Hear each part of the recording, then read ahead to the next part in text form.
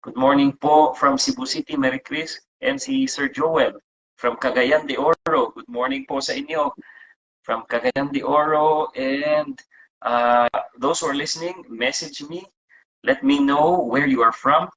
Nakadiscuss na po tayo ng osteoarthritis, which is yung wear and tear po. Osteoarthritis, meron po tayong mga supplements, totoo, na gumagana, pero meron ding supplements na hindi po epekto sa arthritis. Meron ding gamot na safe, meron ding gamot na hindi masyadong safe na nakakasira sa kidney at saka sa tiyan po.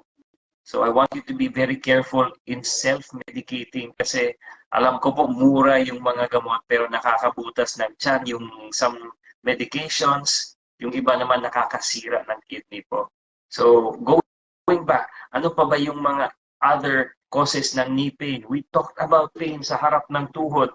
Ito po yung kneecap pain or patellofemoral pain, pain in the front of the knee. If you think that your pain is nasa harap ng tuhod, tapos your kicking is painful, nagbebend ko ng tuhod, pero kay kicking na painful or painless, that is usually a sign of a muscle tightness or muscle imbalance.